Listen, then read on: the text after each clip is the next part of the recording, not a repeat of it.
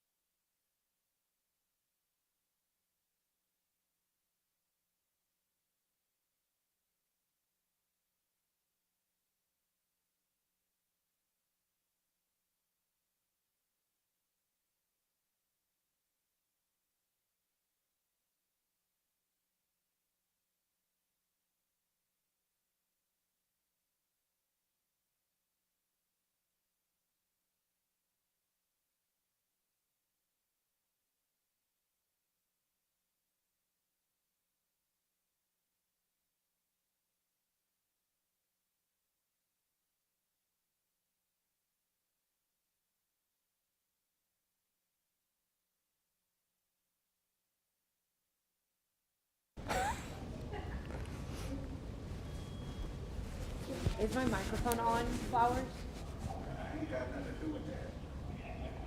Is my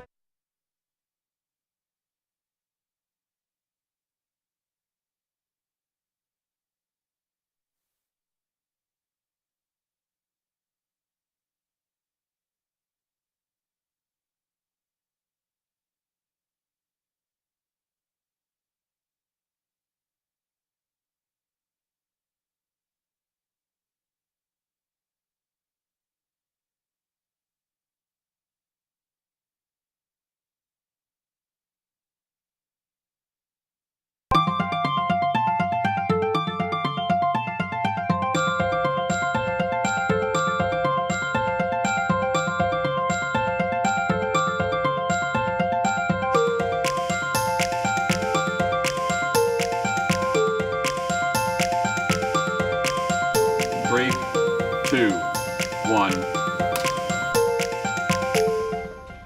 Happy Friday, guys. We made it. I was going to say you made it, but we made it. Yeah, definitely. It feels that way. Welcome to KSAT News Now, streaming from the KSAT 12 newsroom. Make sure to like, rate, and subscribe our podcast. But we'll get to the important stuff. Andrew Seeley, you might not recognize his voice or face, but he's our sports producer and reporter here at KSAT, and he's working with us this morning. Welcome. Yeah, thanks so much. It was nice getting up and changing the routine a little bit. Most of the time I'm getting ready for high school football right about now, and obviously Friday night's pretty big. But this morning, I want to start by connecting our past and present through dance and music. A symposium today will examine the roots of Folklorico dance and mariachi music and what it means in San Antonio. And the battle for the St. Mary Strip heats up, how business owners and residents can have their voices heard this weekend. And Justin Horn tells us he's got a good Weather 101 trivia question and can't wait to stump me on my first time doing the show. Not a bad way to start, right? Plus your weekend weather. But first, an update to a story we told you about yesterday. Yeah, we start in Uvalde, the Uvalde School District under the microscope yet again this morning after the firing of an officer who was hired by UCISD, even though she's being investigated by DPS over her response to the deadly shooting at Robb Elementary. We're talking about Crimson Elizondo. She was fired after growing backlash from the families of the victims and Texas lawmakers. She was at the school the day of the shooting when she was still a state trooper. So the news of her hiring was, of course, a shock and very disappointing to parents who have been demanding the school district hold its police department accountable. But her quick firing did little to diffuse anger in the city itself. Families demanded answers over why the school district's police force hired her in the first place. Documents show the Uvalde School District contacted DPS in July while conducting a background screening of Elizondo, and the agency sent back a letter noting she was under internal investigation. And that's an important point. The families have wanted separation from this tragedy, and they wanted someone new from outside of the school district to come in and change things. So this was already kind of a betrayal just from her firing to begin with, and then you compound it with some of the things she said, reportedly on body cam, which we have video of that too. And these are the stories where I just wish that we could hear from school officials. Why did they ever think that this was a good idea? Right. She might have all the accolades or background that you need for a position like this, but when we're talking about Uvalde, in what mind did they think that this would be okay? I think on some level it boils down to they want someone that comes in and knows the city. And I think sometimes they value that over what the families need, which is a fresh start in this instance. Uvalde school officials have not addressed why they originally hired her. That's obviously a huge point. And they did later apologize in a statement. And to the families, obviously that apology is not enough. I mentioned it yesterday, one of the parents saying this just feels like a slap in the face. Yeah. So we will have more developments on that. I'll actually be headed to Uvalde later today.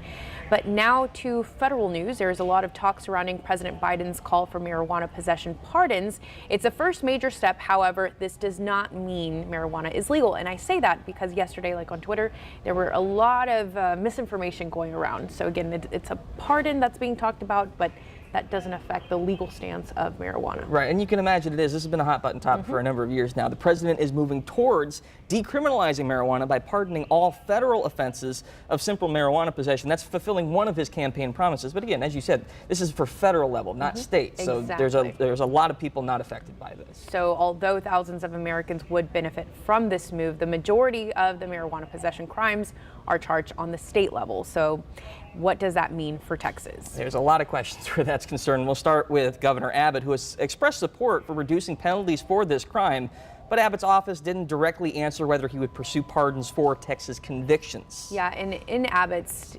statement, a spokesperson said Texas is not in the habit of taking advice from the Biden administration, so it's still to be determined what we could see at a state level. Yeah, it seems to be party lines, just the same as always. So. And I was reading a report, and we do have it on KSAT.com, a story, an article, of how because hemp was legalized, how that has lowered the cases here in Texas. So again, we'll see what happens here in Texas. But in local news, the North St. Mary's Street saga continues after a heated town hall last month. Updates on plans and parking issues will once again be discussed this weekend starting today. Homeowners and businesses, and it's important to remember the homeowners involved in this. I know everyone's focused on the businesses and their revenue lost, but the traffic is getting diverted into neighborhoods, and that's important too. They'll get an update on where construction stands, as well as an update on the proposed residential parking permit program. So this first meeting will focus on construction. We already see those narrow lanes and how there's a lot of detours in that area if you've been recently. So that meeting is happening this afternoon at Bar Rumble. That's just north of Burger Boy. And the meeting starts at 4 p.m. Those meetings will continue on a weekly basis every Friday at 4 p.m. Now, the second meeting is going to focus on the parking program. That meeting is happening this Saturday at 2 p.m. at the San Antonio College Victory Center. So both are expected to have a good turnout, but really that Saturday meeting is the big one. That's the one that got heated last month because there was miscommunication, really lack of communication between all parties involved. So we had spoken to some business owners. They were willing to talk. The ones that we have trouble talking to on camera because they fear or they think that their voices aren't important are actually with the homeowners. Right. But they had a lot of great points to bring up. And the majority, I spoke to 5 of them off camera from different neighborhoods, different areas, different streets in that neighborhood. And they really did have different opinions. They aren't fully for this pilot parking program of asking for permits. So we'll see how that works out as well. Definitely. All right, now we're going to go to weather with Justin. Do we move? We're going to make a switcheroo over here. Hey, Justin, happy Friday. How are you doing? Happy Friday to you guys. Doing well. Happy humid Friday morning. Yeah, but the humidity is a good thing because we actually have a little bit of rain on the, well, I say rain. It's some sprinkles on the radar, but it's something. Some cloud cover. Good to see. Before we jump into that forecast, we're going to throw a little weather trivia at you like we always love to do. And so let's take a look at the question. Which way do tropical cyclones spin on Earth? Is it counterclockwise, clockwise, neither, or both? Ooh. What do you think? Doesn't matter which direction they're moving. I'm going to say counter. I'll go A. Okay. Or it's both, depending on where they are on the hemisphere. Okay. What do you think, Alicia? Okay, let me just preface this by saying that off camera, you told me that this was going to be pretty straightforward. Yeah, you got this. You've had like 4 days in a row of nailing I know, it. but I think I'm going to ruin it now. No. But I actually was going to go with A, counterclockwise. Okay. It's both. It's Andrew was right. I was Andrew's actually right. going to go with my typical C. Yeah. No, Andrew's. Australia, does it go counterclockwise? Well, yes. Well, no, counterclockwise. Look at RJ here, trying to clockwise chime in the southern hemisphere, and you guys are exactly right. It depends on which hemisphere you're in. I This guy's. learned that on the Whatever the Weather podcast. See, There you go. Whatever the weather. love it. Whatever the weather, learning all sorts of things. So yeah, you can think the Coriolis effect. It's a force created by the Earth's rotation. Yep. But no, toilets do not flush in a different direction in the southern hemisphere. That is a common misconception. Hold on, what? So hurricanes or tropical cyclones, yes, spin in the wrong direction or opposite direction, but toilets, it purely depends on the toilet. So we're learning that the cyclones are the real toilets in this. I had, that's Yes. one thing I've never done, wondered which way my toilet spins. It's funny, people bring that up all the time, but in the southern Really? hemisphere, northern hemisphere, it doesn't matter. We got off topic quick on this one. Yeah, we sure did. Let's take a look at the tropics. We do have a new tropical storm out there. This is Julia, and newly formed this morning. Winds are at 40 miles per hour, gusting to 50 miles per hour, and it's moving west at about 18 miles per hour. This moves towards Nicaragua as a Category 1 hurricane by the weekend, and then tries to move north a little bit. And this may throw some moisture in our direction by the middle part of next week. It's not a guarantee, but if it were to do that, it could interact with a frontal boundary, could give us a little bit of rain. That's the hope. We've got to have a lot of things kind of come together here. But we do notice that we've got a few sprinkles on the radar this morning. A lot of cloud cover, a little bit of upper level moisture moving in. And don't be surprised if you see a sprinkle or two. It's not going to be much, if anything at all. But the cloud cover has helped to keep temperatures down, so it feels pretty nice outside. And you can see all the clouds in those light returns on radar. Clearing lines back out here over the hill country, that moves east. We will eventually see a little bit of sun, I think, by this evening. But in the meantime, it's mostly cloudy. And temperatures, well, they'll stay not too hot at least. We'll see temperatures make it up to about 85 degrees by 2 p.m. and then 87 for a high, 87 at 5 p.m. and then maybe a little bit of clearing this evening. Good for Friday night football, for all the games going on tonight. Just a light southeasterly breeze. We'll be in the 70s by 10 and 11 o'clock, guys. All right, thank you, Justin. Be a good weekend. Yes. So nice. Good day. 80s and 70s in the forecast. I mean, just that we have the cloudiness. Yeah. I'll take that. Thank you so much. You got it. Have a good weekend. You too. All right, so connecting Mexican culture through the art of dance and music, that's the idea behind a symposium this weekend on the West Side, and all because of Hispanic Heritage Month. That's right. RJ Marquez takes us to the Guadalupe Cultural Arts Center to show us how Folklorico dance is connecting new generations to the centuries-old tradition. Being on stage is one of the most wonderful things. Just the adrenaline, being able to express your culture. Connie Espinosa has been dancing for years. She joined the Guadalupe Dance Company when she was just 11 years old and now teaches the art of storytelling through traditional folklorico. Even if it's just a simple Jalisco, being able to tell audiences like where it comes from, why mariachis are playing this type of music. She will be part of a symposium that dives into the historical importance of the dance, dresses, and music, things that people often associate with the city of San Antonio. Folklorico dance and mariachi music really is the reason that a lot of people come to San Antonio. You know, they know that they're going to be connected to that cultural tradition, that cultural and Mexican heritage. Belinda Menchaca is the Director of Education at the center. She helped orchestrate this 3-day symposium that's about more than just the performances.